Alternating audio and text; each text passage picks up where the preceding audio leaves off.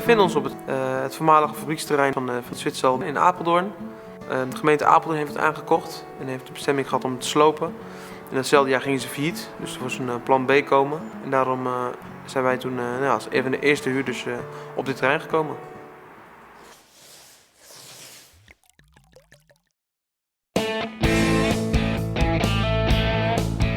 We begonnen in het Achterom in Apeldoorn, in een klein monumentaal pandje.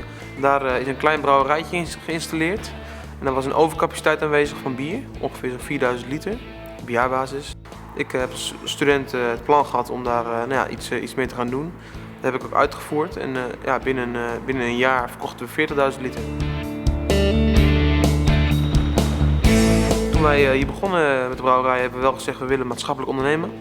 En een onderdeel daarvan is inderdaad dat wij mensen met een afstand tot de arbeidsmarkt een plek geven in ons proces. Daar is het proces ook echt op aangepast. En dat hebben we hoog in ons vaandel. Dus dat betekent dat als wij gaan automatiseren, wij toch kijken naar plekken voor die mensen. Nou, er zijn twee dingen natuurlijk heel belangrijk. Eén is kwaliteit, dus het moet goed zijn. Daar zijn de brouwers natuurlijk zeer alert op. Aan de andere kant is het prijskaartje ook belangrijk. Het bier moet wel betaalbaar zijn. Dus daar gaat het goed overleg tussen de brouwers en de inkoopdienst. Op dit moment hebben we een zevental bieren.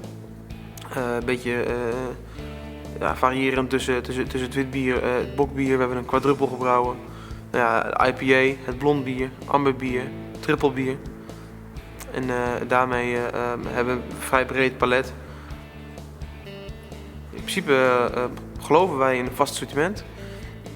Experimenteren kan wel. We hebben natuurlijk de kleine brouwinstallatie in het centrum van Apeldoorn.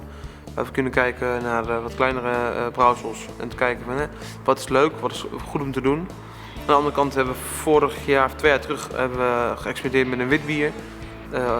Dan wel 1000 liter in één keer, want dat is de brouwhoeveelheid die we hebben. En die was succesvol en dan zeggen we dan gaan we ook door. De trend of de hype die nu gaande is toch terug naar de oorsprong. Dat betekent dat hoe lokaler je het haalt, hoe beter het is. Heel concreet, je kan naar de brouwerij waar het bier gebrouwen wordt en je kan zien in welke ketels het gemaakt wordt. En als het een beetje mee zit, kan je nog zien dat het daadwerkelijk voor je neus gebrouwen wordt. Ik geloof heel erg in beleving. Ik geloof dat als het bier er mooi uitziet, het goed smaakt en kwalitatief in orde is, dat het heel belangrijk is dat het verhaal eromheen moet je aanspreken. En dat alles is denk ik de helft van de smaak van het bier. En als de smaak van het bier dan ook nog goed is, dan is het natuurlijk helemaal perfect.